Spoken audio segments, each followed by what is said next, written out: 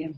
Bueno, yo primero quería presentar un poquitito el contexto de estos diálogos a nombre del Instituto de Desafíos de la Democracia. Después está con nosotros también Andreas Klein, que es director de la Fundación Konrad Adenauer, que también va a dar una breve bienvenida. Y luego ya pasamos en directo a la acción con Consuelo y con nuestros panelistas el día de hoy precisamente para abordar este gran tema, tremendo tema de la cohesión social, sobre todo como desafío para la pospandemia. Brevemente, yo simplemente quería agradecer a todos los que nos están viendo a esta hora, a todas y todos los que nos siguen a esta hora, agradecer también el interés por participar de estos diálogos, no solamente como oyentes, sino también ojalá aportando sus reflexiones y sus preguntas a este interesante panel que tenemos el día de hoy. Contarles que esta iniciativa, estos diálogos para un nuevo Chile, como hemos llamado, se inserta dentro de un ciclo de 12 diálogos que operan en distintos formatos, un formato cerrado, pero también estamos convocando a estos 6 diálogos a través de webinar abiertos, precisamente para que todos los que nos están viendo y les interesan estos temas puedan participar y puedan aportar su mirada. Y también vamos a tener 6 podcasts posteriores, ¿ah? Donde la gente, cada uno de ustedes y los que se interesen en estos temas, van a poder revisar los distintos diagnósticos, aportes y reflexiones que van a realizar nuestros panelistas. Para los que tampoco conocen el Instituto de Desafíos de la Democracia, esta es una fundación pluralista, independiente, no es partidista, que surge en junio de este año y cuyo principal objetivo es invitar al diálogo, a la reflexión transversal, amplia, respecto de una serie de temas, problemas, desafíos que han emergido con fuerza después del 18 de octubre y sobre todo con esta pandemia, y que nosotros consideramos se instalan como las grandes piedras de tope, pero también los grandes temas a abordar para un desarrollo inclusivo de nuestro país. Van a ser, son 12 temas, nosotros consideramos son los 12 desafíos más importantes que vamos a enfrentar como país, y la invitación entonces es a poder convocar a distintos expertos, profesionales, para que puedan debatir precisamente sobre estos temas. Y en un contexto bien especial también, porque ahora tenemos un calendario electoral bien exhaustivo, que empieza con el plebiscito ahora en octubre, pero también se instala el próximo año con fuerza, vamos a tener prácticamente 10 elecciones, y toda la evidencia y la bibliografía dice, la experiencia propia dice que en épocas de campaña las posibilidades de diálogo y de poder establecer una reflexión más racional respecto de temas país más profundos se minimiza. En general, ¿no es cierto?, se tienden a polarizar las opiniones, se tienden a radicalizar también las posturas políticas y por lo tanto el generar estos espacios de diálogo, de reflexión se hace cada vez más difícil. Por eso entonces nosotros identificamos esto como una gran oportunidad, anticiparnos a este escenario electoral y poder poner sobre la mesa ciertos temas que consideramos de suma relevancia para el desarrollo del país. Eso, agradecer a la Consuelo nuevamente su disponibilidad por apoyarnos en esta iniciativa, por estar presente el día de hoy, darnos un espacio dentro de su agenda tan colapsada para poder participar de esta iniciativa. Agradecer también a Luis Eduardo Brecciani, agradecer a Hugo, agradecer a la Verónica, agradecer a la Pía también por su tiempo, y por supuesto también agradecer a la Fundación Konrad Adenauer. Aquí está Andreas Klein, director de la Fundación. Sin el apoyo de la Fundación y sin el compromiso de la Fundación, esta iniciativa sería imposible. Así que quería dar un breve espacio de tiempo para que Andreas pudiera darles un saludo a todos los que nos están escuchando. Don Cristóbal, muchísimas gracias. No, yo agradezco a esta iniciativa del Instituto de IDD, de Juan Cristóbal Aldo Rojas, y a todos los panelistas, participantes, la moderadora, Consuelo, por su tiempo, por su compromiso en este ciclo de debates. Bueno, y como Fundación Konrad Adenauer estamos presentes en este país hace más que 60 años y parte de varias discusiones y más que nada en el debate sobre la cohesión social. El concepto de la economía social de mercado es un concepto demócrata cristiano implementado en mi país, en Alemania, bajo un gobierno demócrata cristiano de Konrad Adenauer y su ministro de Hacienda, Ludwig Erhard, y nos daba bastante éxito en los últimos 70 años en Alemania con un gran cohesión social que nos ayude también a manejar nuestro país en este tiempo de crisis. Y por lo tanto estoy muy contento, forma parte de este ciclo de debates y de esta iniciativa de IDD, y ojalá con esta iniciativa estamos contribuyendo en el debate no sobre los desafíos durante esta crisis y de la post-pandemia, pero sobre el futuro de este país. Muchísimas gracias.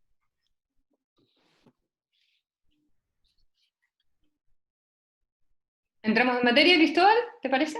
Sí, adelante. Gracias, Consuelo. Sí, te voy a presentar porque no te presentaste, Cristóbal Portales, Sí.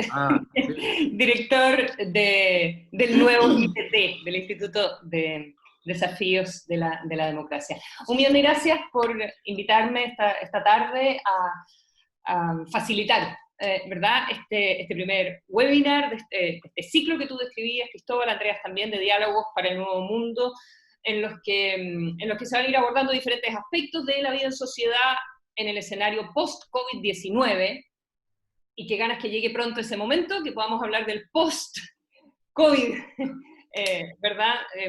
Sabemos evidentemente que el coronavirus ha traído efectos multidimensionales, ha planteado necesidades nuevas, evidentemente, cómo salir en lo inmediato de la crisis en la que nos ha instalado, pero también ha hecho más urgentes y más evidentes asuntos de los cuales venimos discutiendo hace tanto tiempo en nuestro país, y de eso se van a tratar los diálogos, y vamos a comenzar entonces con la cohesión social como desafío de la post-pandemia.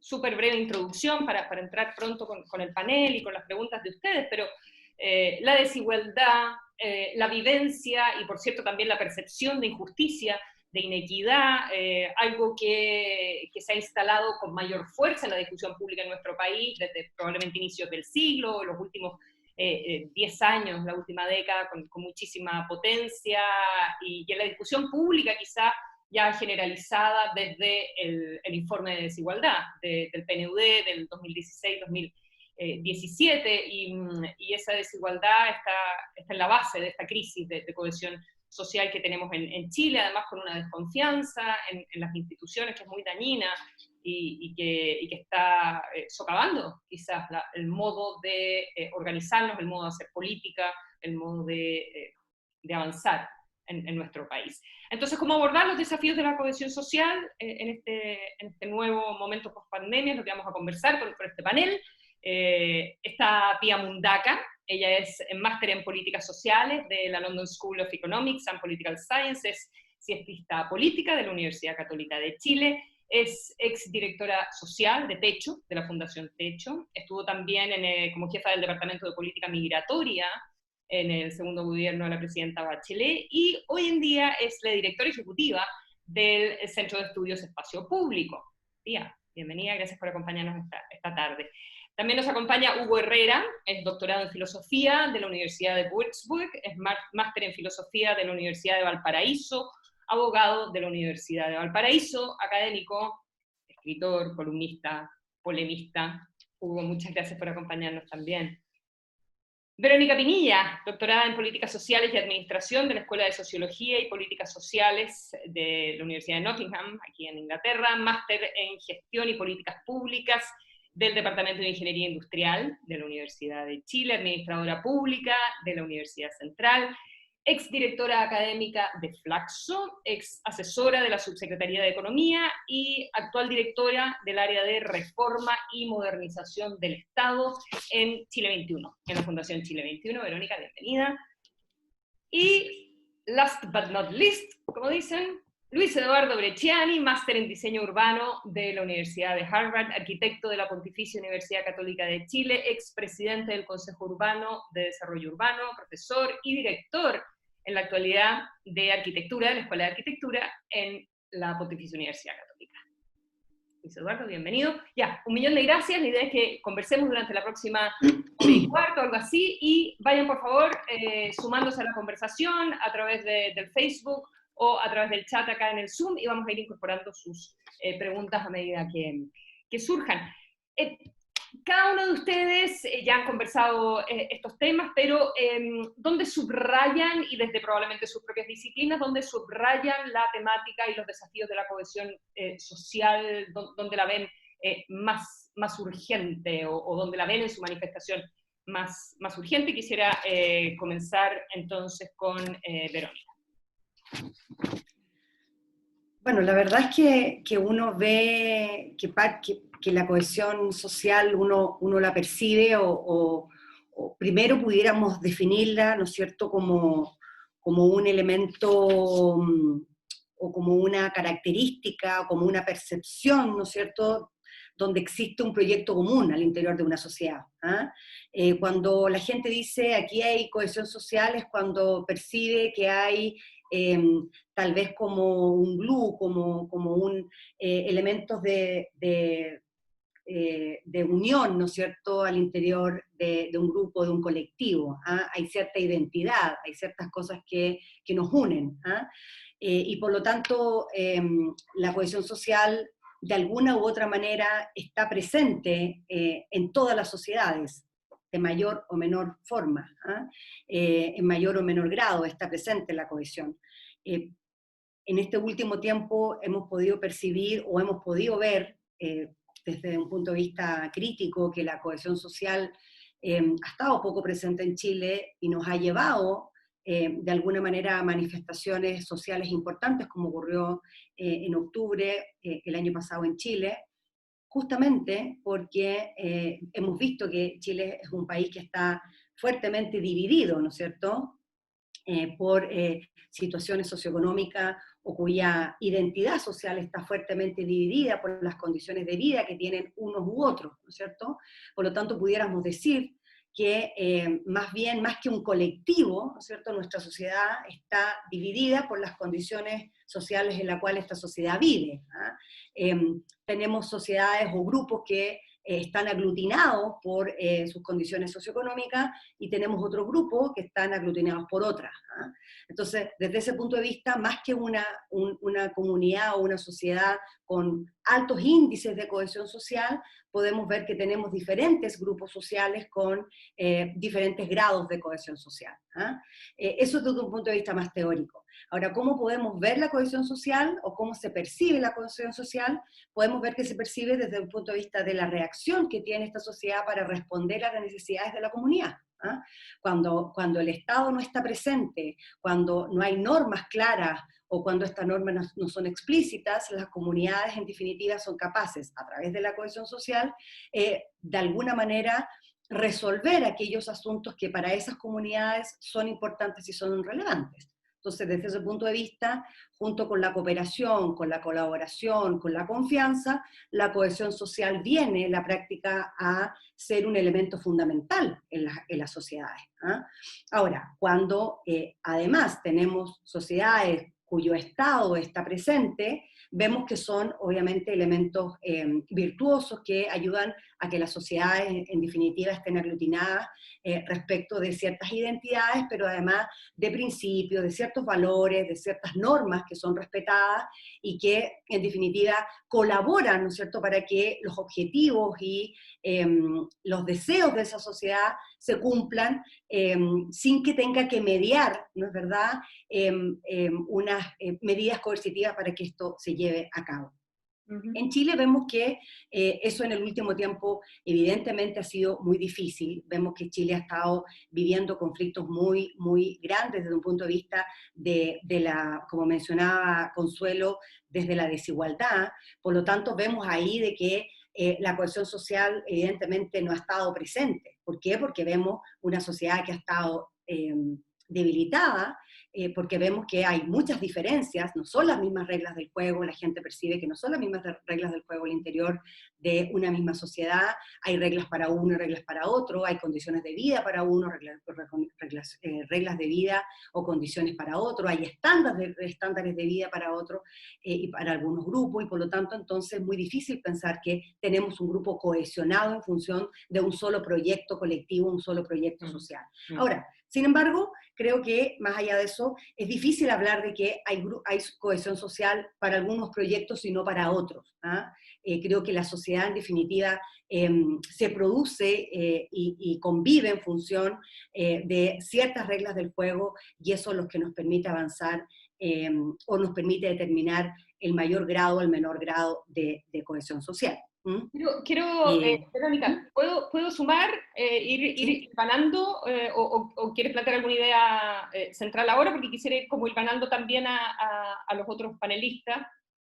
No, solamente dejar el punto establecido que si queremos llevarlo a un caso muy concreto, los espacios de cohesión social podemos referirlo finalmente a proyectos colectivos que son materiales o inmateriales, y de esto podemos hablar en el panel.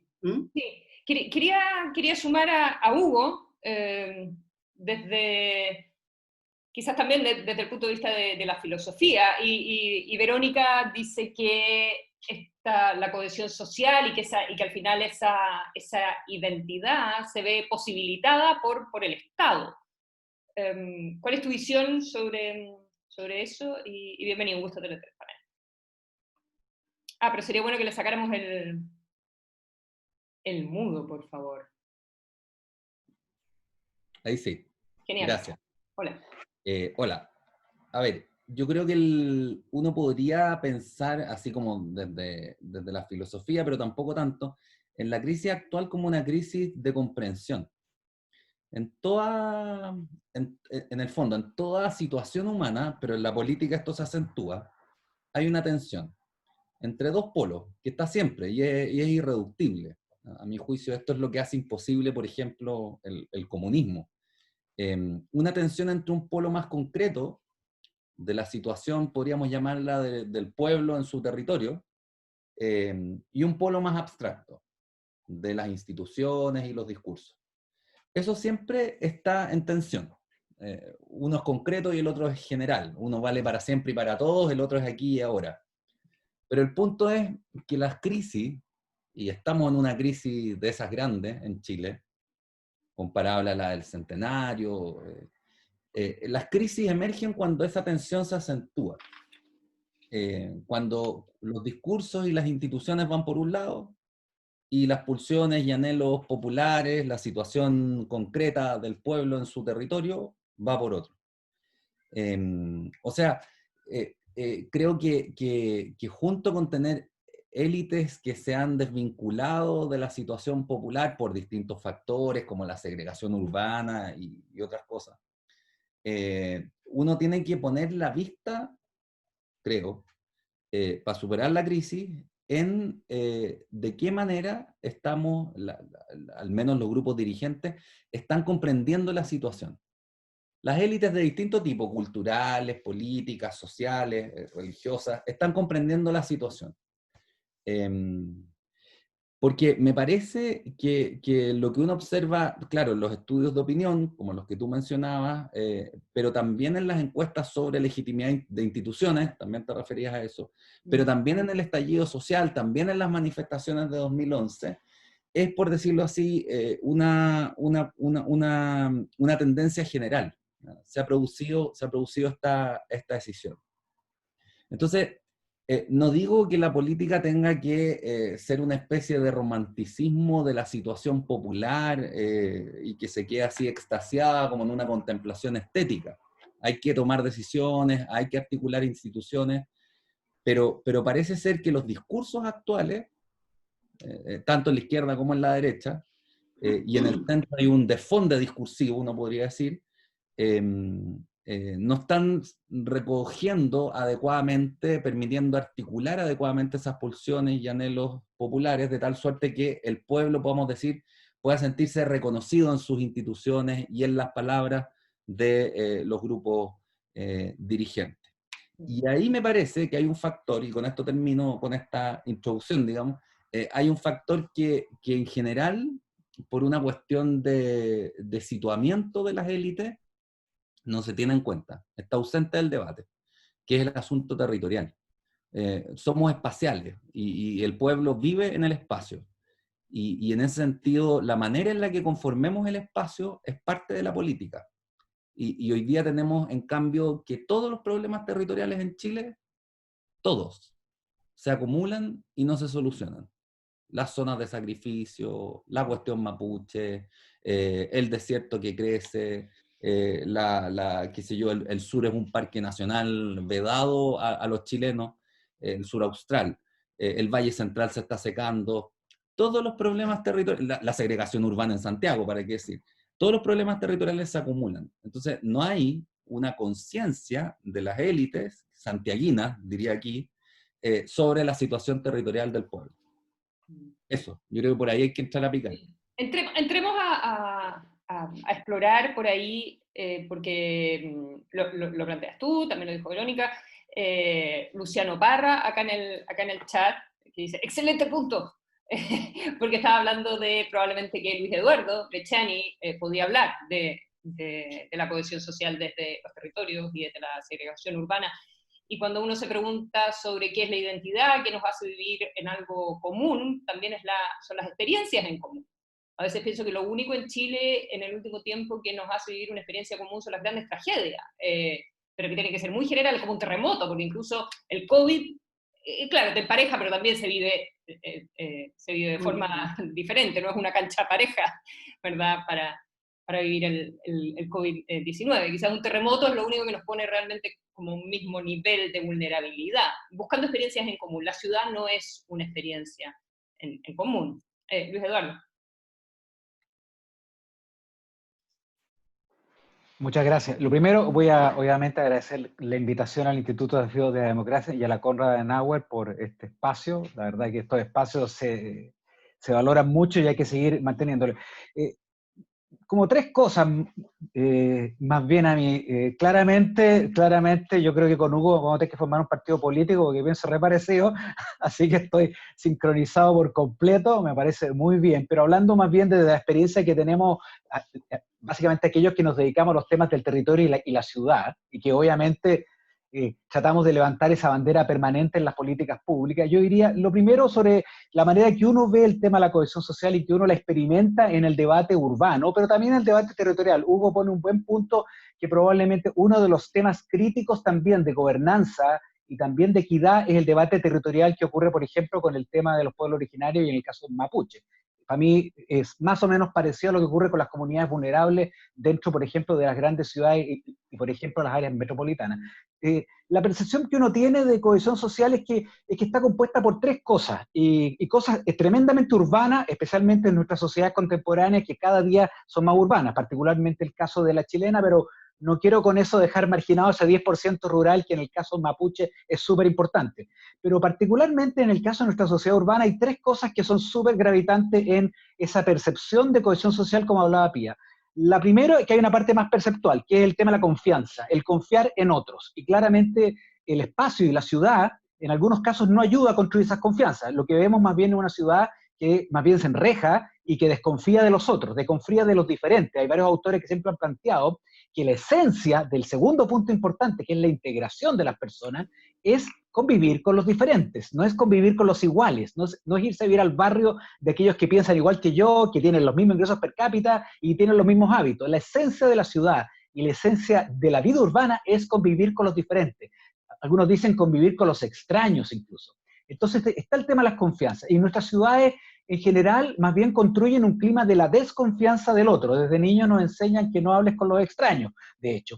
Segundo punto no perceptual es algo que enfatizó Hugo, con el cual comparto 100%, que es el tema espacial, el tema territorial y físico. La integración espacial, es decir, crear lugares donde la gente se encuentra, donde los diferentes se encuentran y donde conviven personas distintas, de ingresos distintos, de grupos etarios distintos, incluso étnicamente hoy día distintos, dado el alto nivel de migración, es un tema crítico. Y por eso que el tema de la integración social en el tema habitacional ha estado tan fuerte, por ejemplo, en los últimos años como política pública. Pero hay un tercero que es gravitante para el sentimiento de cohesión social. No basta con sentir que vives con distintos, no basta con construir confianza y que en general el espacio permita las confianzas en los otros, y no lo contrario, que tú le temas a los otros, sino que el tema de lo que podríamos llamar el poder, pero es los mecanismos deliberativos, es decir, que además uno sienta que aparte de estar incluido en la sociedad, que aparte de tener las mismas condiciones para vivir, que aparte de confiar en los otros, tengo los mecanismos para deliberar y gobernar el territorio y el lugar donde vivo. Y en eso estamos en un debe. Todavía nuestra sociedad se mueve en esta especie de polarización entre el mercado, más bien la capacidad de resolver los problemas de forma individual a través del mercado, y el Estado, que en el caso chileno es un Estado centralista, es decir, un Estado donde el 80% del gasto público lo hace el Estado central y donde gran parte de las deliberaciones pasan incluso por el presidente de la República. Y por lo tanto el espacio deliberativo de que el ciudadano sienta que independiente de las desigualdades que tenemos, tiene la capacidad de poder construir su territorio y tomar decisiones en él es un tema crítico que se ha ido debilitando crecientemente en la forma de gobernar lo local y lo territorial y obviamente lo vecinal. Y por eso que uno siempre sostiene... Ahí, perdona, sí. ahí hay una doble tensión, porque por una parte tú dices el mercado, qué capacidad me da el mercado de influir en lo local versus el Estado, y un Estado que a su vez es central, por lo tanto tampoco suelta a lo local, tienes dos cortes. Así es, y por lo tanto la palabra comunidad, que yo sé que a la Konrad Adenauer le importa mucho, queda entre medio, es una especie como de deseo, es una especie de vacío. Entonces, cuando uno plantea el tema de la crisis, volviendo a la crisis de la pandemia y la invitación, en que obviamente en las crisis se agudizan nuestras tensiones y se hacen aún más visibles, y sabemos, como lo dicen varios, que estas mismas crisis sociales, ambientales y de salud gatillaron grandes cambios en las democracias, grandes cambios en la estructura social y grandes cambios en la planificación urbana, que es mi área durante principios del siglo XX y fines del XIX, es la misma cosa. Y hay 5, voy a repetir nomás, pero me gusta dejarlo claro, hay 5 patologías urbanas que hacen difícil la cohesión social en estas 3 dimensiones de la confianza, de la integración, del vivir juntos y de la deliberación. La primera es la segregación social, no voy a ahondar en ella, la dijo Hugo claramente, nuestras ciudades son tremendamente segregadas, impiden vivir con los diferentes, está construida nuestra ciudad para vivir con los iguales. Segundo, el tema del hacinamiento y el tema de vivienda sigue siendo un tema crítico, no superado aún por nuestra sociedad, que hace que obviamente los niveles de deterioro de la calidad de la vida familiar y de la calidad del acceso a un bien básico como la vivienda agraven aún más las patologías que han generado durante el último tiempo. De hecho, las desigualdades son extremas en nuestras ciudades. Uno compara las tasas de incidencia del COVID de unas comunas y son el mismo gráfico de los niveles de hacinamiento y desigualdad urbana. Tercero, el tema de la movilidad es un tema fundamental. Nuestras ciudades están construidas para que algunos se tengan que demorar, anda dando vueltas este debate los 15 minutos, que uno esté cerca de todo, pero la verdad, una parte importante de nuestra sociedad se demora 2 horas en llegar de un punto a otro, en las áreas metropolitanas, y en los territorios rurales la misma cosa, tienen que trasladarse de una ciudad a otra para acceder a bienes básicos, y por lo tanto eso es la sensación de la exclusión, es decir, tengo que moverme 2 horas y media para acceder a empleos de mejor calidad y para acceder a servicios. Cuarto, los temas de desigualdad en el acceso a infraestructura. Nuestras ciudades son súper desiguales, la foto de los sectores de altos ingresos versus la foto de los sectores de bajo ingreso, es simplemente territorios y paisajes, espacios públicos y áreas verdes diferentes, y eso es responsabilidad del Estado, porque los bienes públicos no son responsabilidad del mercado, son responsabilidades del Estado, y ahí tenemos una deuda gigantesca, monstruosa, que agrava aún más esa sensación de que te sientes excluidos. Sales de tu casa y tu paisaje cotidiano es el paisaje de la exclusión, y no es solamente los sectores más vulnerables, es un sector amplio también de las clases medias. Y por último, para reiterar, para cerrar el círculo, el círculo, es que yo creo que el tema de la participación local es un tema que estamos en deuda, y por eso que probablemente el tema de discutir nuevas formas de descentralizar y transferir poder a las comunidades y a los territorios, comenzar a hablar de democracias más territoriales y no simplemente políticas públicas sectoriales o la gran democracia que se resuelve entre el Ejecutivo y el Parlamento, es un tema crítico para el futuro. Muchas gracias. Pia Mundaka, ¿dónde estás? Te quiero incorporar inmediatamente a la conversación. Además bueno, tú has trabajado, no solo estudiado, pero también trabajado en lo más concreto de los desafíos de políticas públicas, o sea, partiendo por techo, y luego en migraciones, y ahora desde Espacio Público, que es un think tank que está, no sé, que está influyendo tanto finalmente en las discusiones. Y alguien quería sumar, hay una pregunta aquí de Víctor Igor Gess. Por favor, mande las preguntas al chat, que mira, y que creo que se vincula con lo que tú vas a conversar también, porque dice que siempre hablamos desde quizás un concepto tradicional de vulnerabilidad, de que estamos como atrasados en las respuestas del Estado, ¿verdad?, para un país que ha cambiado, y para una Latinoamérica que ha cambiado, y que la pandemia está mostrando también unas vulnerabilidades que son diferentes, vulnerabilidades que antes no estábamos viendo porque quizás estábamos enfocados en las que siempre habíamos visto. Te invito a la conversación. Bienvenida.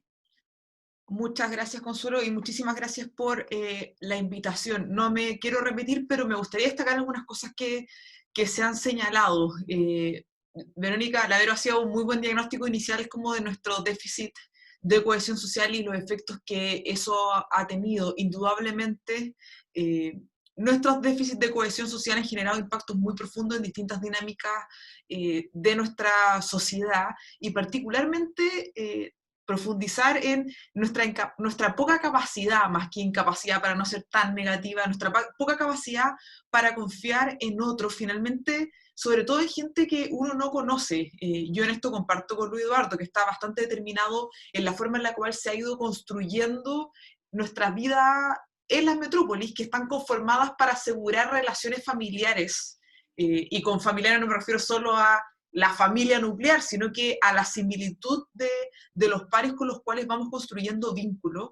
Y eso al final ha puesto a Chile en un mal escenario, primero en nuestra capacidad para confiar en otros, que es bastante menor frente a países con similitudes a la de nuestro país, pero también a nuestra poca participación para ser parte de proyectos comunitarios, los cuales permiten que uno interactúe y sea parte de proyectos colectivos en los cuales se reúnen personas distintas, para retomar también la discusión de comunidad. Y eso influye en distintas áreas, y además nos pone en una herida muy profunda en cuanto a un proyecto que al final es más fuerte que un proyecto colectivo, como estoy pensando en una junta de vecinos, un centro de madre, sino que también en nuestra capacidad de pensar en un proyecto de nación o en un proyecto de país que nos reúna a todos, que permita en el fondo que tengamos un objetivo en común.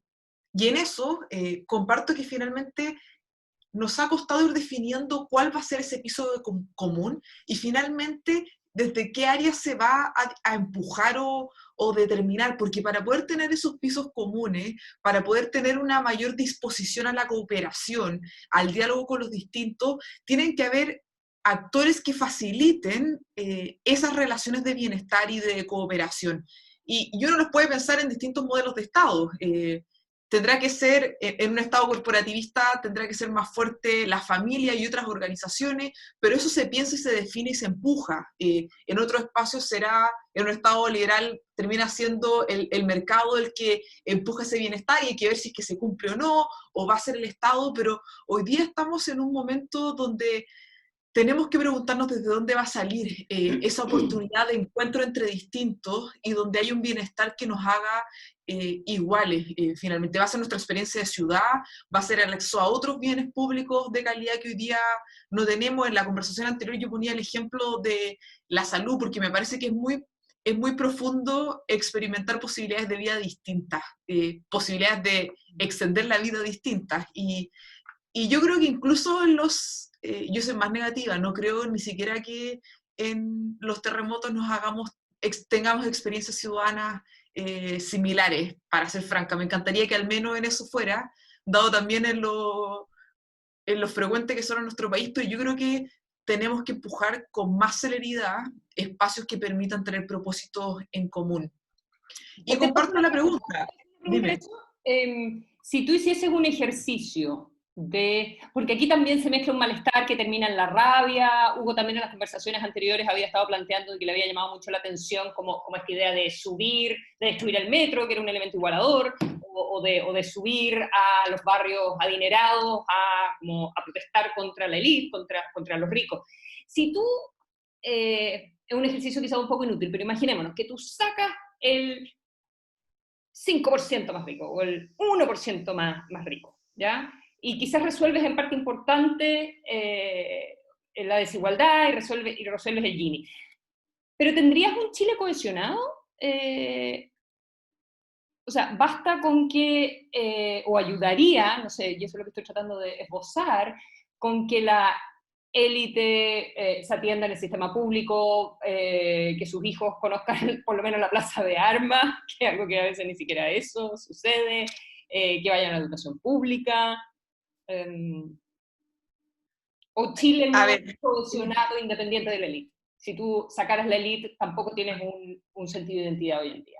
No me gustaría eliminar a nadie en ningún sentido en la discusión, por supuesto, hago esa clarificación de entrada, pero las élites tienen un rol muy relevante y el impacto de ellas uno no lo puede minimizar. Además, en muchos de los roles de representación que tienen y la forma en la que se toman decisiones donde la ciudadanía, y en esto no estoy pensando en los más pobres necesariamente, sino que la ciudadanía en su amplio espectro muchas veces no se siente representada porque hay una distancia muy grande entre las élites y el ciudadano promedio al final. Dicho esto, de las élites y por lo tanto las decisiones que toman y el ciudadano.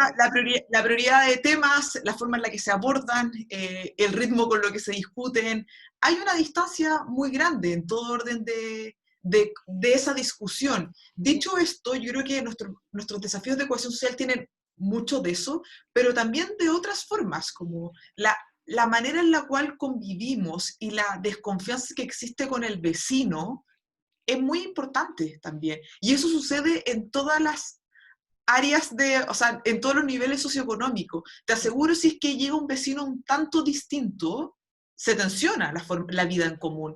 Y nos cuesta construir proyectos comunitarios en los cuales converjan visiones distintas al final. La migración lo puso en tensión fuertemente, y eso yo creo que se ve de forma bien fuerte en niveles socioeconómicos más bajos. Entonces, es una discusión que tenemos que ir viendo. O sea, la desigualdad pone un marco muy difícil para entrar en esta discusión.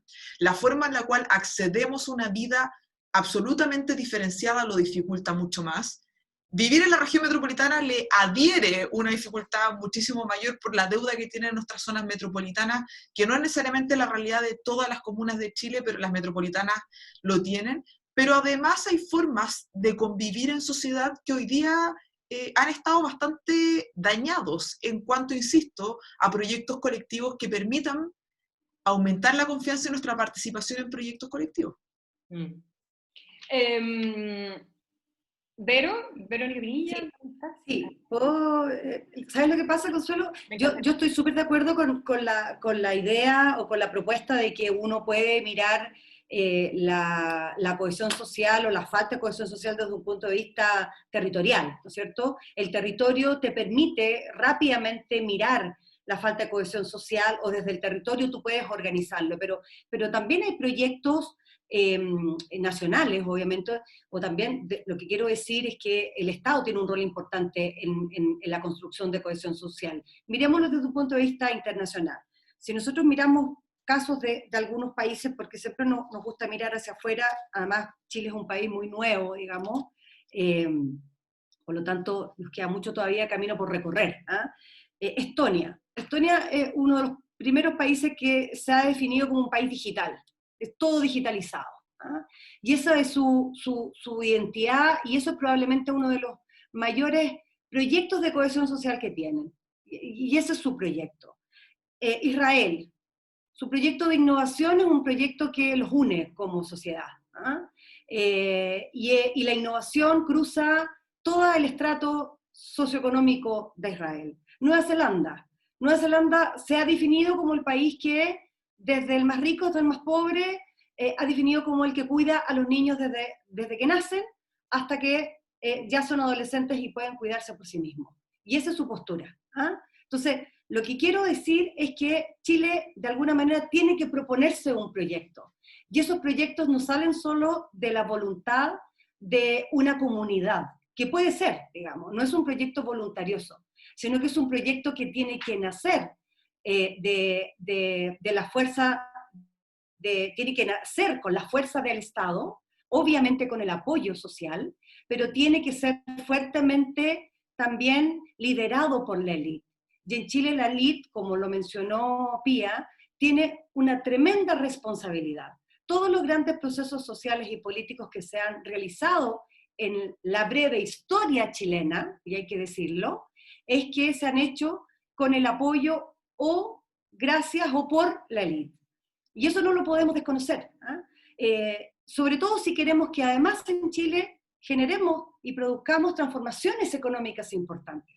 Entonces, creo que la sociedad chilena hizo lo suyo, y yo creo que hoy día es el momento en que, si queremos tener una gran transformación en educación, que pudiera ser un proyecto de cohesión social, o si queremos hacer el tremendo proyecto de transformación de salud en Chile, donde ya tenemos el 80% de la población que está en FONASA, está en un proyecto de salud, el 80%.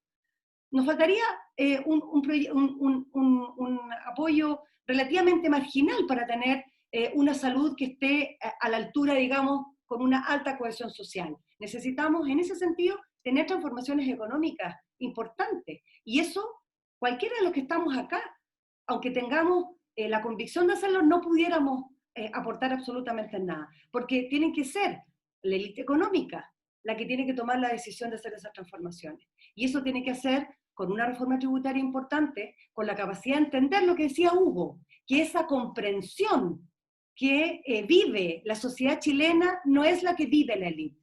Esa comprensión de la realidad que vive el día a día el ciudadano es una realidad diferente.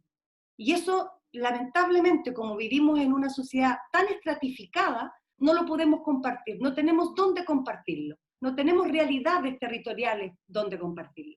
Y yo creo que ahí tenemos un problema grande. Entonces, ahí tenemos que tener un esfuerzo, y yo creo que la política tiene que darnos esa oportunidad. Tenemos que construir esa oportunidad a través de la política, ahora probablemente a través del proceso constituyente, que esperamos poder avanzar en ese proceso constituyente. Sí, y creo que para allá vamos, digamos.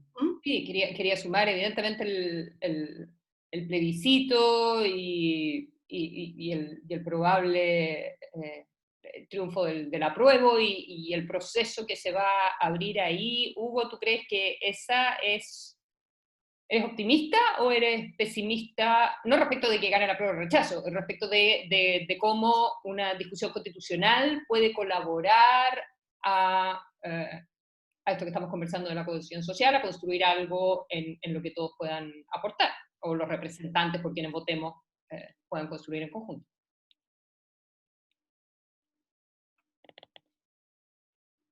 Está muteado. ¿Te aburrió, no?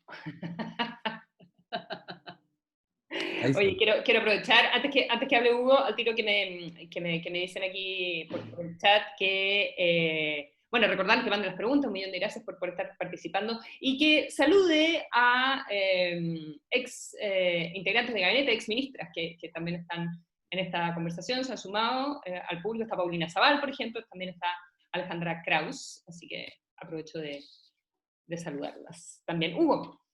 Ahí estás.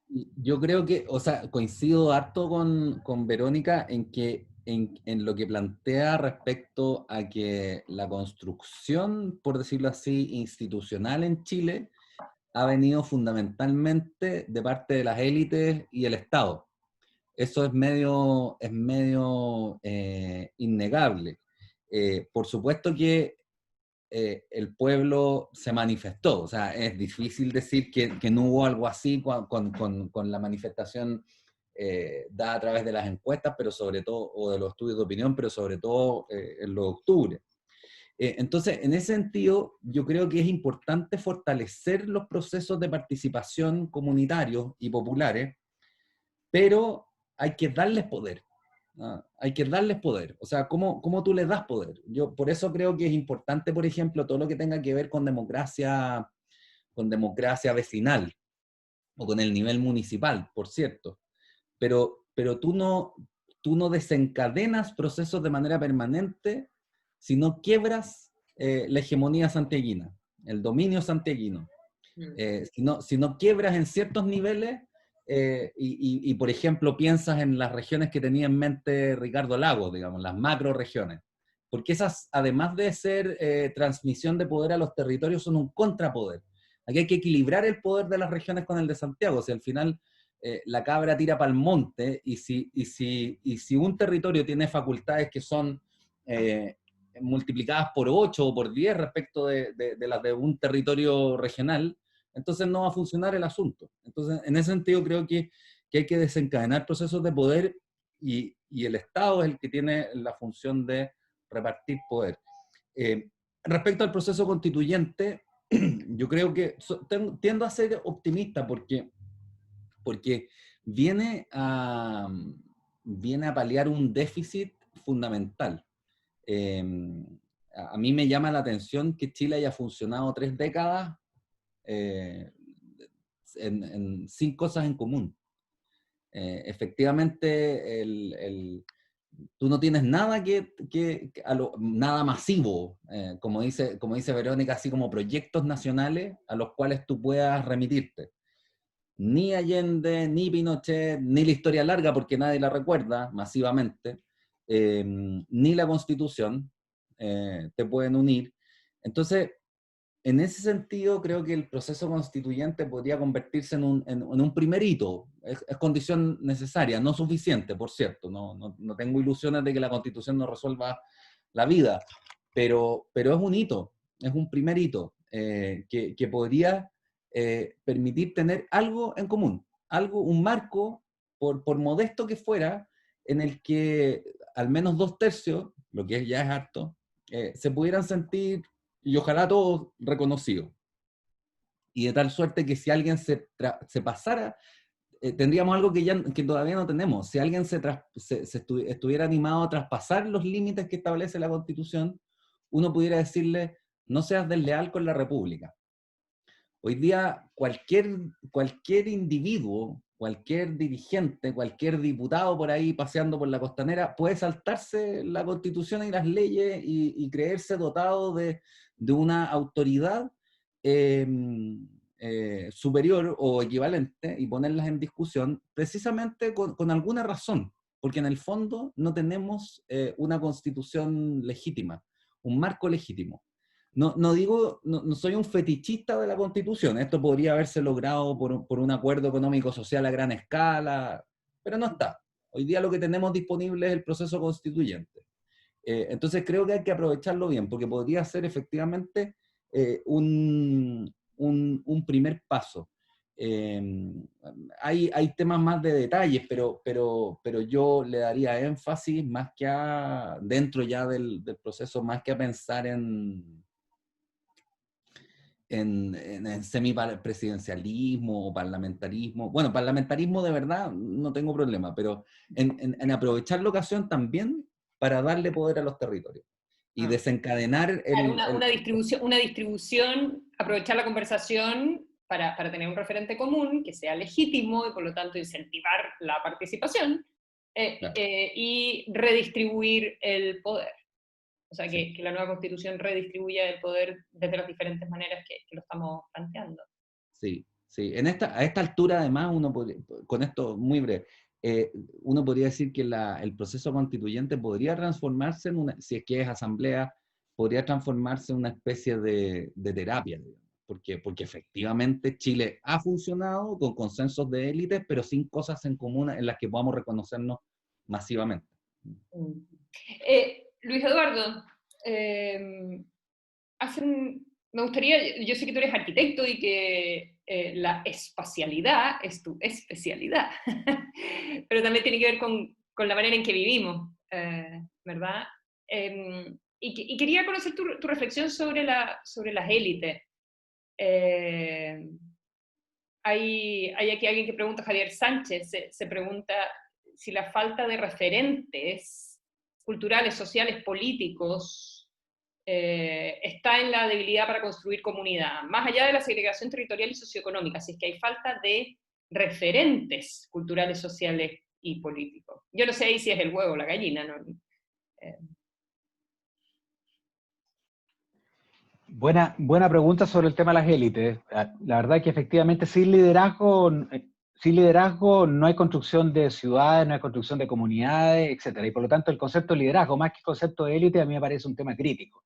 Y por eso que pueden haber distintos tipos de élites. Pueden haber élites intelectuales, como aquellos que construyen relatos o tratan de explicar los fenómenos que nos están ocurriendo. Pueden haber élites sociales o élites incluso populares. O sea, yo trataría de ampliar el concepto de élite al concepto de distintos tipos de liderazgo y cómo, como sociedad, recogiendo un poco lo que decía Verónica, cómo el Estado, pero este concepto amplio de Estado, no el gobierno, sino cómo el Estado es capaz de construir las condiciones para que esos liderazgos florezcan. Yo soy un convencido cuando uno mira las experiencias exitosas de buenas ciudades en el mundo, no se construyen solamente por gente brillante que se le ocurrieron proyectos magníficos o solamente logró convencer al Estado de hacerlo. Se construye porque hay una multiplicidad de liderazgos que la sociedad deja florecer y que riega. Y son liderazgos que surgen desde las comunidades, son movimientos ciudadanos, son ONG, son líderes tradicionales, a veces son parlamentarios, senadores, son ministros,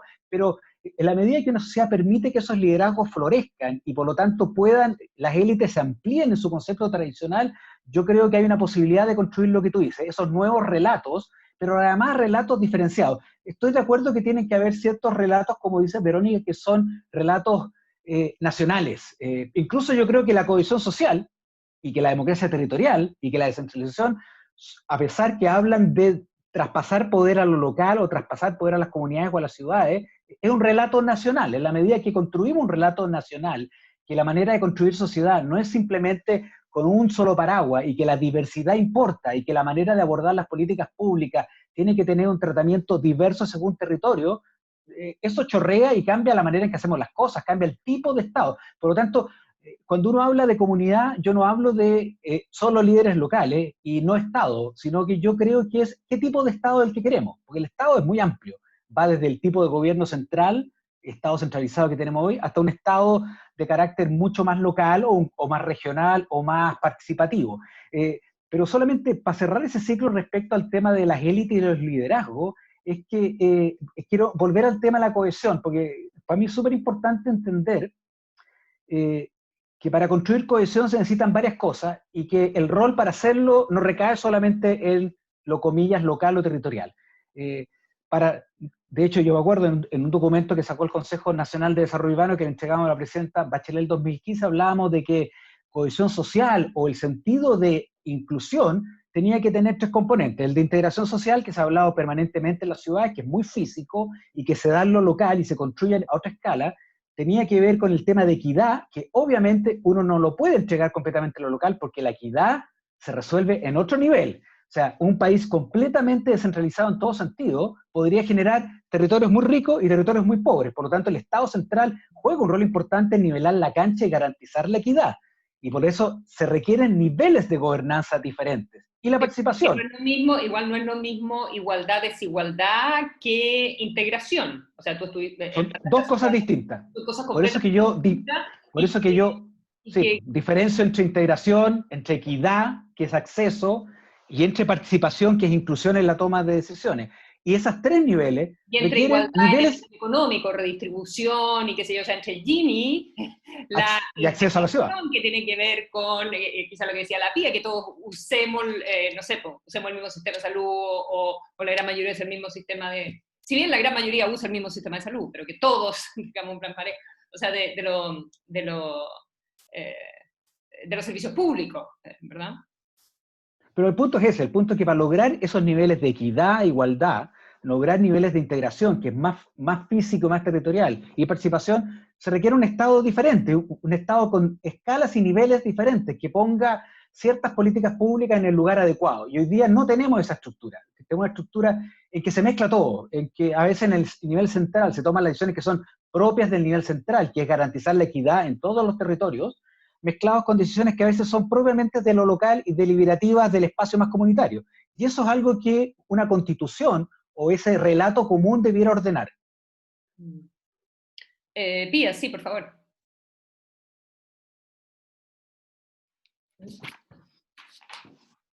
Ahí sí, perdón, que necesitamos que nos saquen ustedes el mute. Yo comparto absolutamente que cuando hablamos de la disposición a cooperar, de construir lazos de solidaridad, de colaboración, de los desafíos que tenemos en nuestro país, de construir confianza con el otro, no puede ser algo que sea como anecdótico al esfuerzo personal, que es muy propio para enfrentar las discusiones en nuestro país. No es salir a decirnos a todos, confíen en los distintos y atrévanse a construir relaciones, como eso es...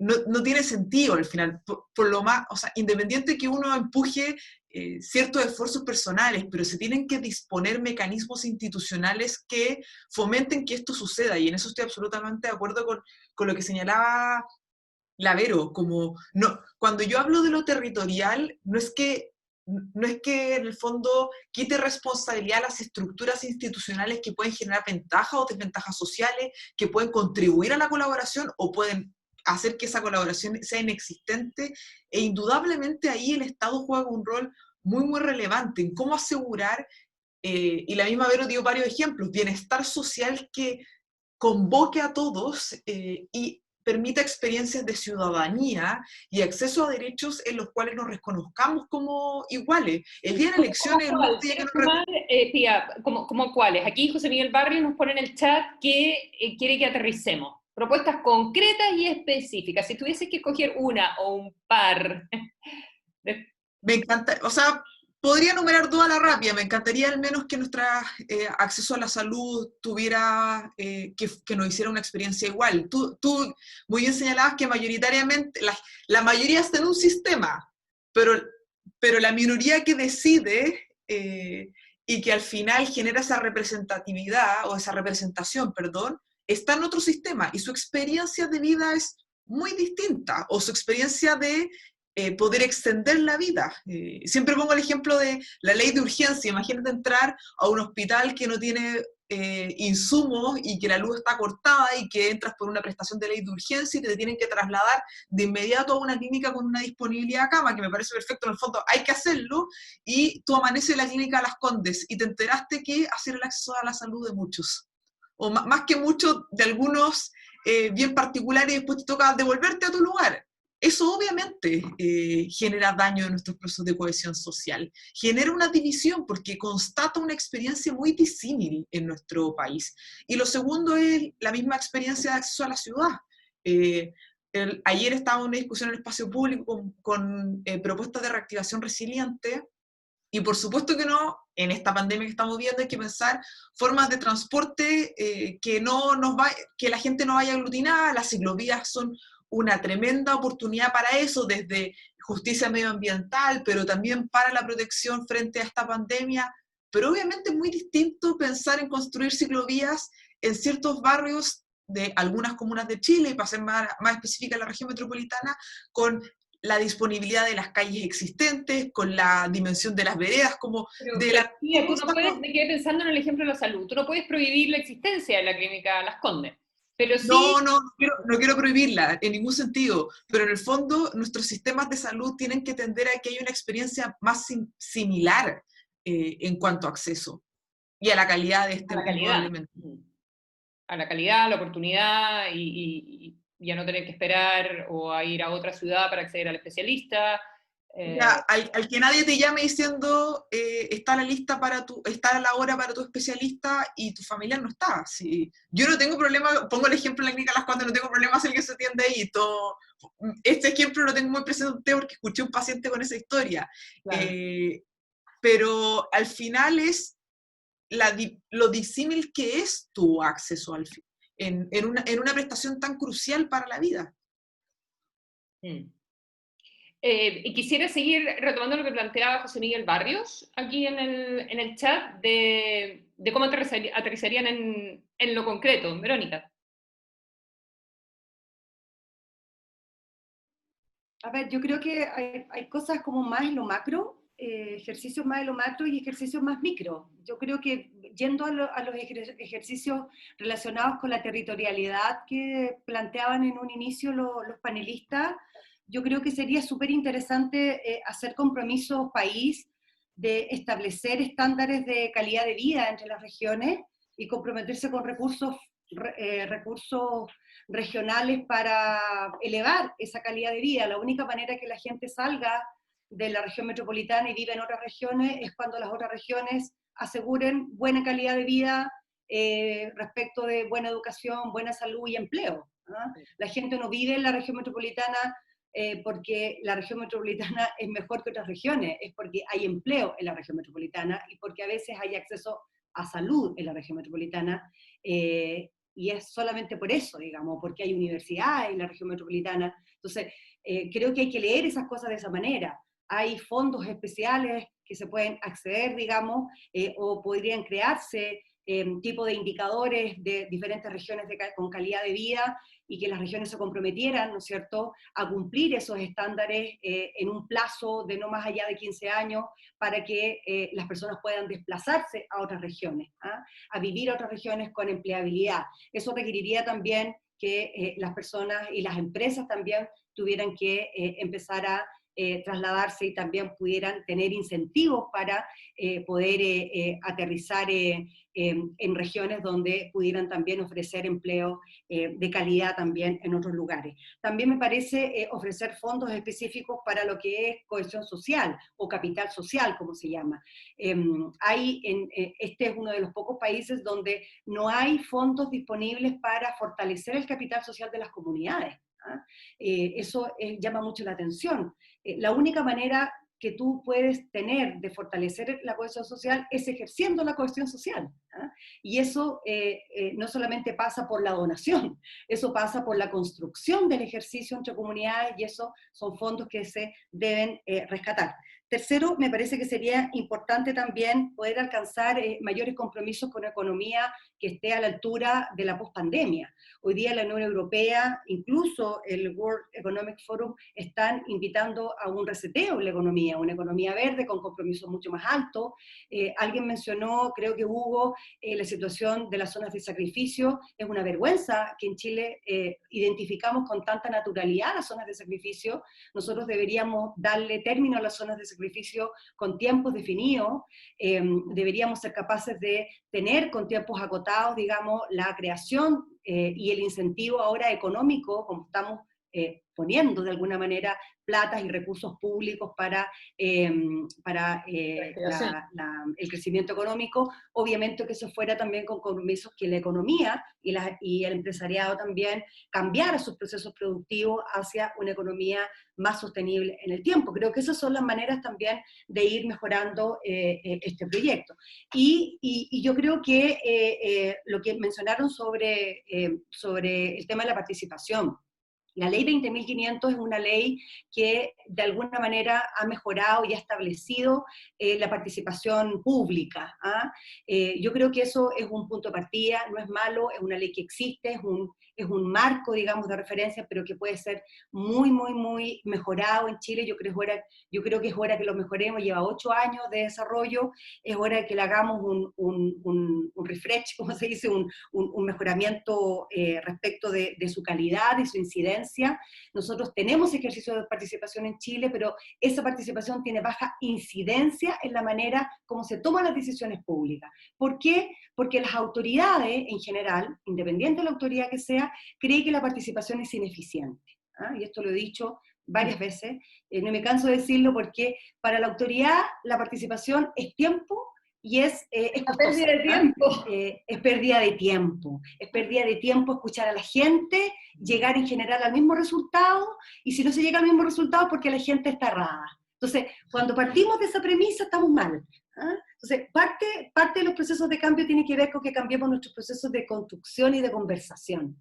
Y yo creo que eso también, parte de nuestros fondos públicos, también tiene que ser de que investiguemos cómo conversamos de otra manera. ¿Tú crees que la gente quiere participar? Yo a veces me pregunto eso, si no serán que uno se mira el ombligo en los grupos que nos interesan estos temas, o en la gente joven, pero dice, bueno, para la gente joven va a tener hijos, va a tener otras prioridades. Lo que pasa, Consuelo, lo que pasa es que hablamos entre nosotros por la cohesión que tenemos cohesión entre grupos chiquititos, nos conocemos entre nosotros y hablamos entre nosotros, pero no es difícil llegar a otros grupos de personas, no es difícil llegar a otras comunidades, no es difícil llegar a otras regiones. Requiere tiempo. Claro, requiere mucho tiempo. No participa porque finalmente no tiene espacios de poder, que saca con participar si no tienes incidencia, si no, claro. Constitucional de Bachelet 2 y eso terminó en un cajón. Claro, pero lo que hay que pensar, Consuelo, es que las oportunidades de participación no es una opción para la autoridad, es una responsabilidad, es una obligación que la autoridad le dé la oportunidad a la gente a participar. Y yo creo que eso tenemos que también pensarlo a fuego, porque siempre hemos sido muy voluntariosos también, y yo creo que es un error. Eso tenemos que cambiarlo. Hugo, aquí Patti pregunta, ¿cuáles son las barreras que impiden avanzar o tomar decisiones en favor de la cohesión social? ¿Son barreras políticas de distribución de poder político o son barreras económicas de ceder poder económico? ¿Qué crees tú? ¿Dónde está esa inercia o esa barrera explícita? Yo creo que... a ver, usaría una figura. Nosotros tenemos dos grandes crisis como la de hoy día, en la historia de Chile, digamos. Esto es discutible, por supuesto, pero me atrevo a tirar la tesis. La crisis del centenario y la crisis actual. Esta crisis no se parece en nada, por ejemplo, a la del 73, porque la del 73, desde las bases hasta las élites, había dos bandos que estaban enfrentados. Hoy día mucho más esta crisis es entre las élites y el pueblo, que están separados. En el centenario pasó algo más o menos parecido. Irrumpió una clase popular, una clase nueva, el proletariado, y las élites que se habían ido de sus haciendas y habían perdido la cercanía, por decirlo así, con los inquilinos, con todo lo crítico que uno pueda ser del régimen de la hacienda, hay que reconocerle esa cercanía, se fueron a vivir a Santiago, a sus mansiones, o se fueron a París, en el extremo. Estamos hablando de 1910, 1920, y vino la crisis del centenario. Uno podría hacer una analogía. Los que tienen dinero se fueron y las regiones están siendo decapitadas todos los años porque las oportunidades de empleo están en Santiago y las carreras políticas están en Santiago, y se vinieron a ciertos barrios. Esto suena como una historia simple, pero la verdad es que en cierto modo sí lo es. Se vinieron a vivir todos juntos y perdieron el contacto con el pueblo, con las otras capas sociales, incluso con clases medias emergentes, qué sé yo.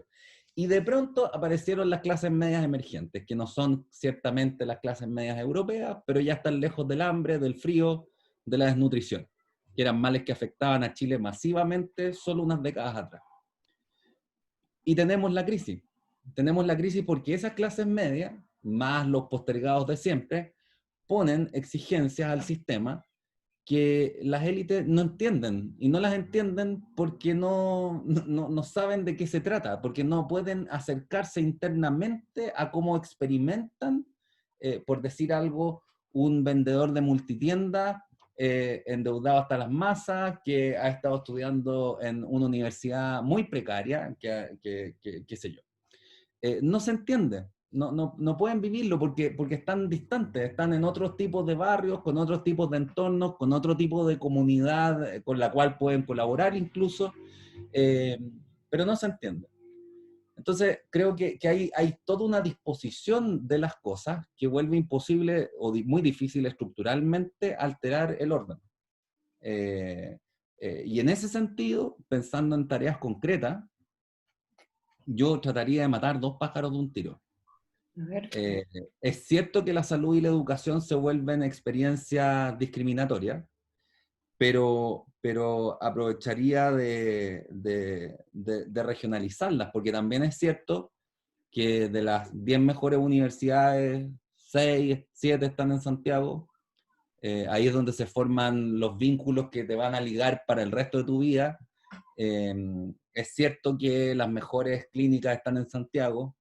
Entonces, ¿por qué no aprovechar la oportunidad de vincular, de mejorar la situación de los territorios, instalando, por ejemplo, universidades de excelencia en 5 grandes regiones?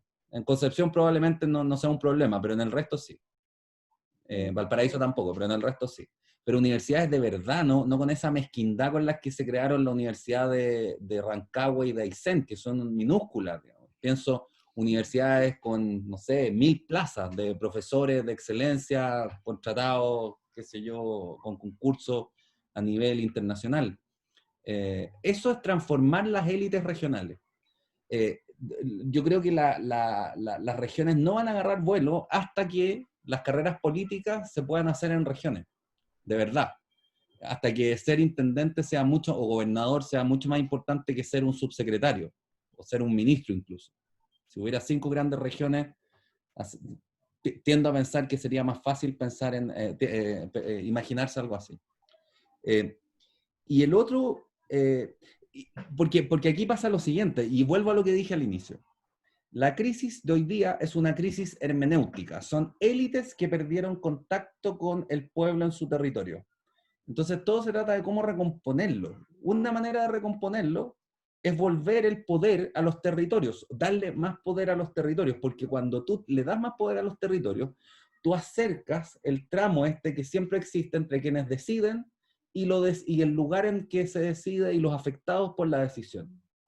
Yo estoy seguro que ni el problema de Puchuncaví, que era uno de los valles más bonitos de Chile, ni el problema de la Araucanía se van a solucionar porque a las élites en Santiago no les afecta, no lo viven, no habitan en la situación. Claro, se conmueven con alguna... No sé, tu propuesta, por ejemplo, claro, porque toda la discusión, y sobre todo desde la derecha, es si la integración la tiene que forzar el Estado. O sea, piensa toda la discusión que hubo sobre las tómbolas en los colegios, en Bachelet 2, si bien eso tampoco afectaba a las élites, porque las élites seguíamos yendo a los colegios privados, obviamente.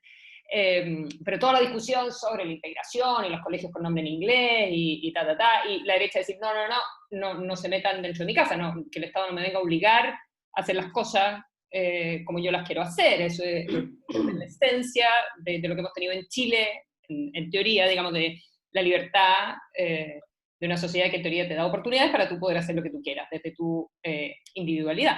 Pero tu propuesta, por ejemplo, le hace el quite a ese problema, al problema de que el Estado te obligue a decir, ¿sabe qué? Vamos a usar toda la salud pública, vamos a usar todo el transporte público y vamos a ir todo al mismo colegio, a la misma escuela.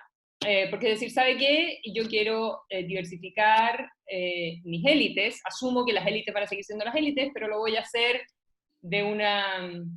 por el lado, digamos, sin pisar callos, por decirlo así. No. A ver, yo creo que yo tengo una posición que es de principio en el sentido de que la provisión tiene que contar, el ideal, digamos, ¿sí? Es que cualquier sistema tenga provisión mixta. Uh-huh. Pero en que los fondos no provengan todos de la misma fuente.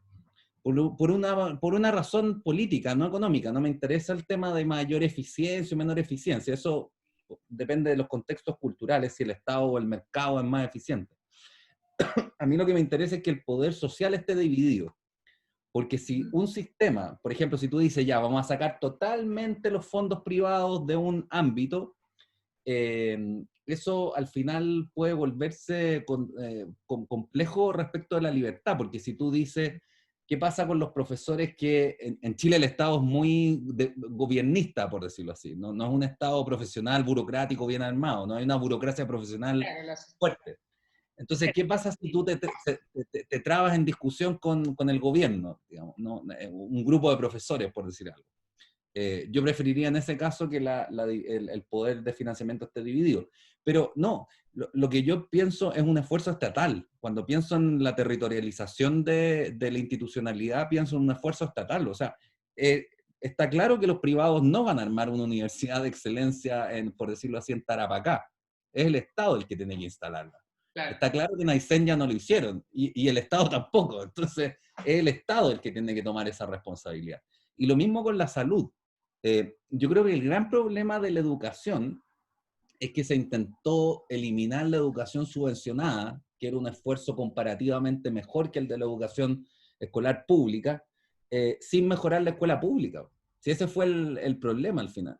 Si tú tuvieras escuelas de excelencia, nadie pagaría, además, salvo un masoquista, por llevar a sus niños a una escuela que fuera peor que las escuelas estatales de excelencia. Yo creo que ahí estuvo el problema. Luis Eduardo.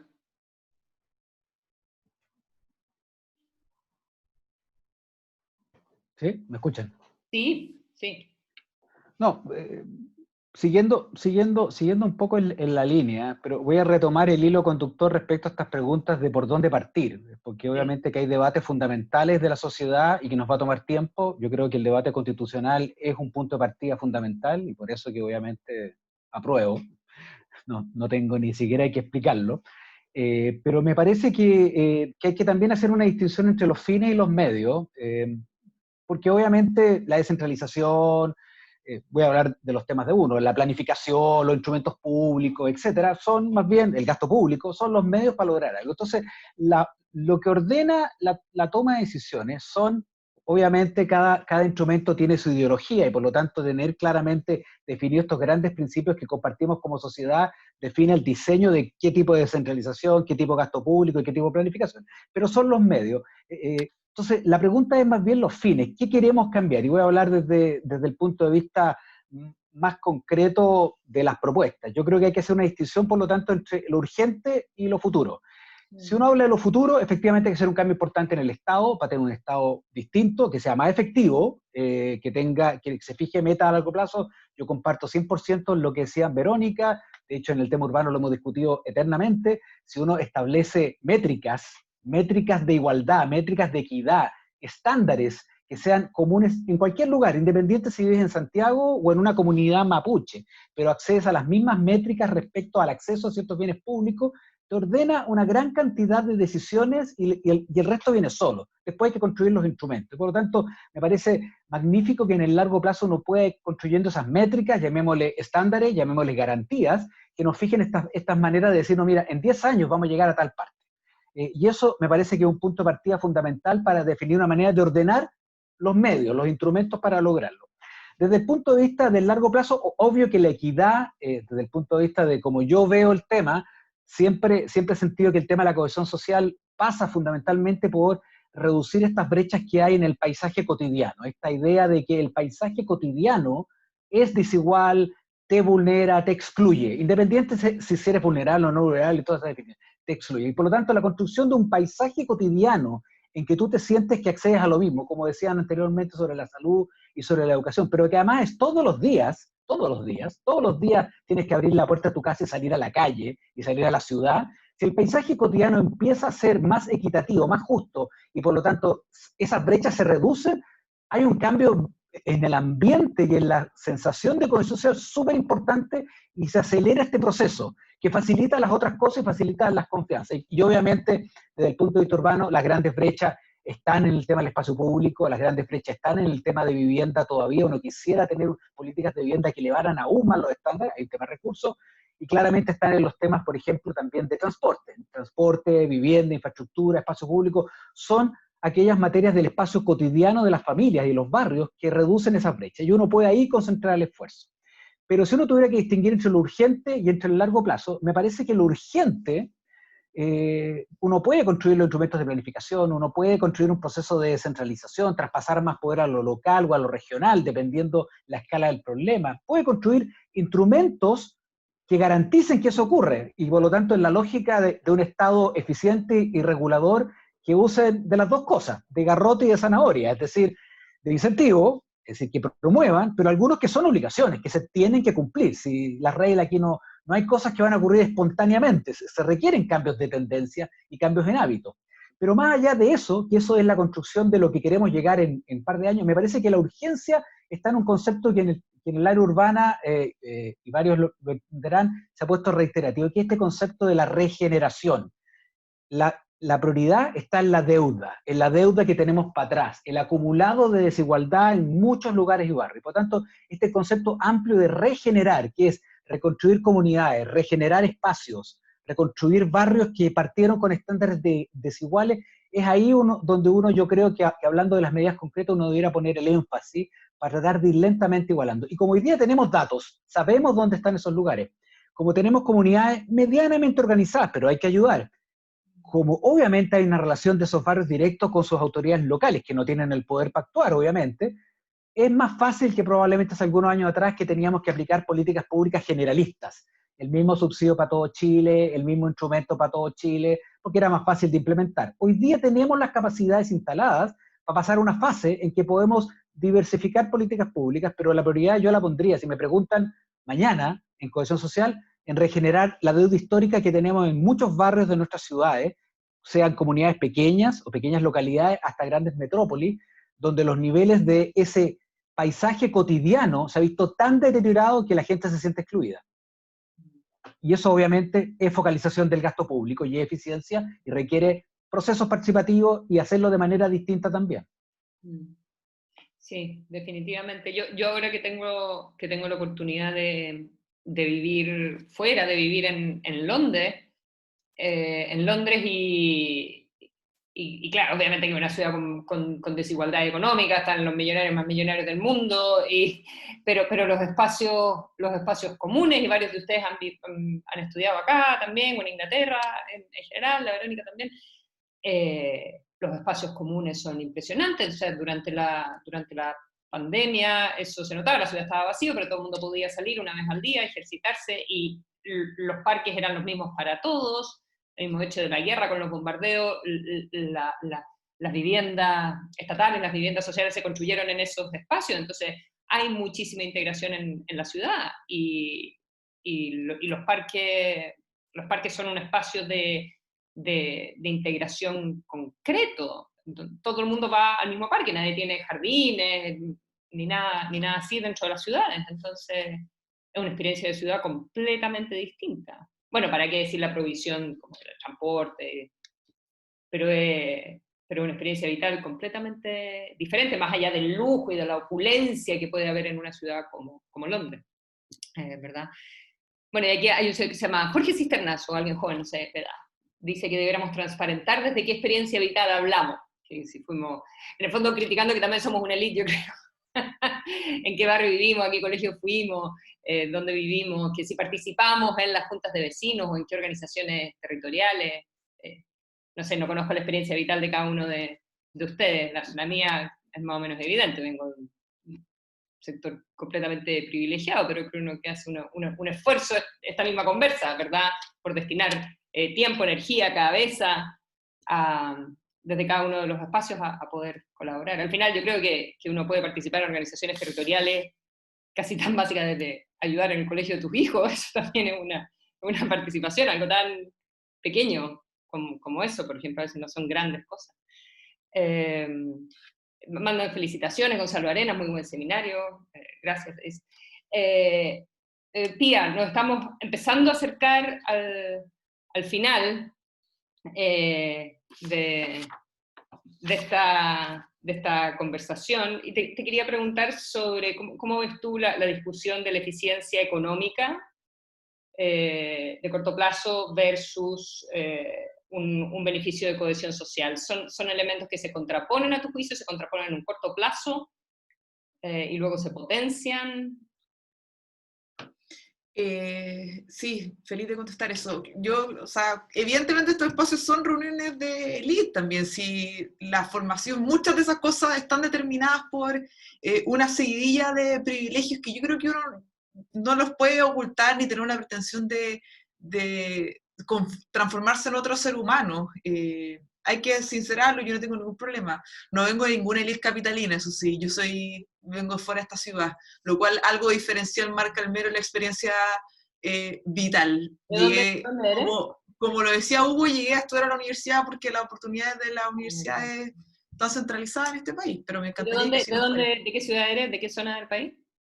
de Antofagasta, Consuelo. Buenísimo.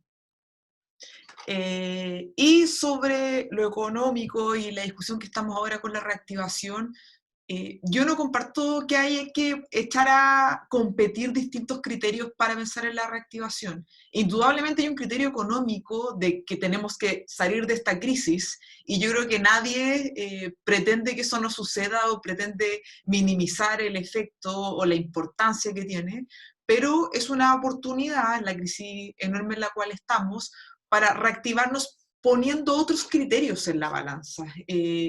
Que tengan lo económico fuertemente, pero que también tengan criterios de justicia, justicia medioambiental, entre otros, y también un efecto de multiplicador fiscal. En espacio público hemos hablado de medidas de triple ganancia, buscando equilibrarlas y asegurando, insisto, que lo económico sea muy importante, pero no sea lo único.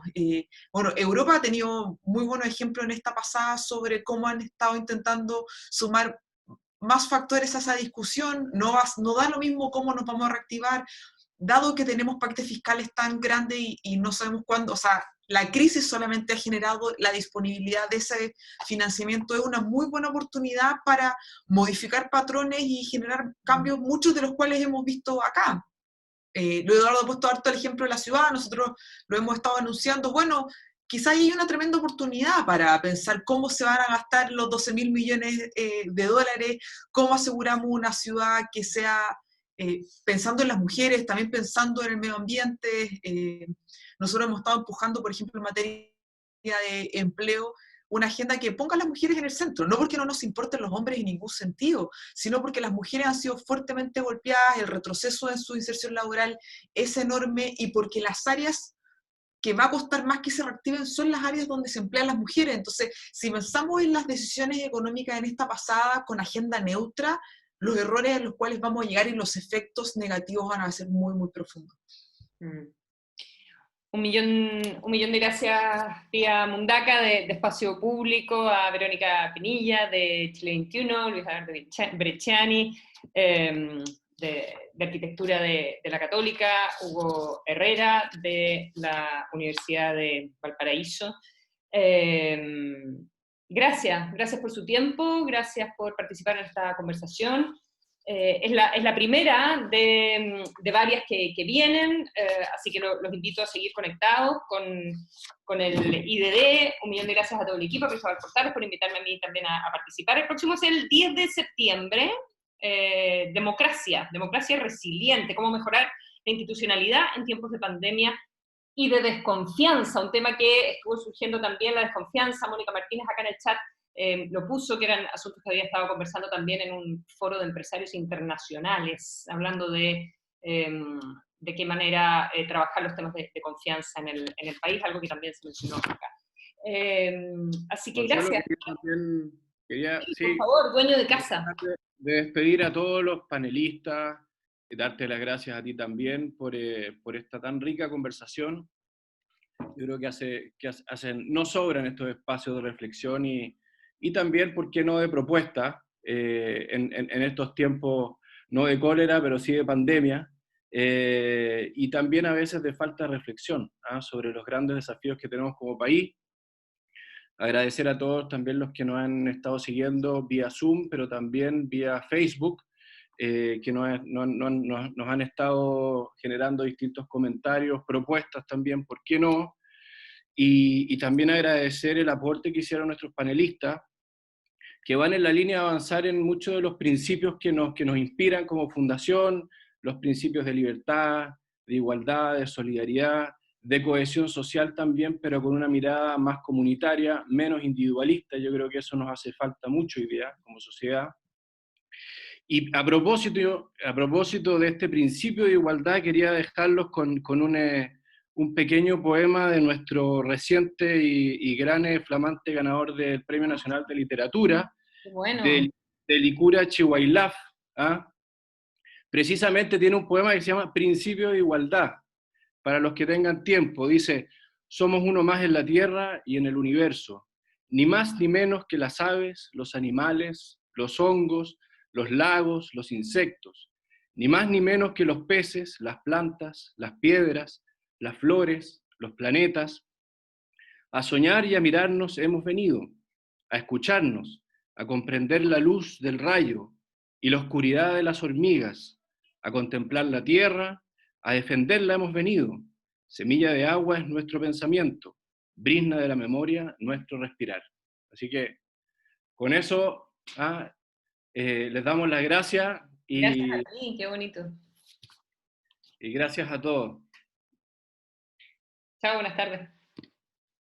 Chao, que estén bien.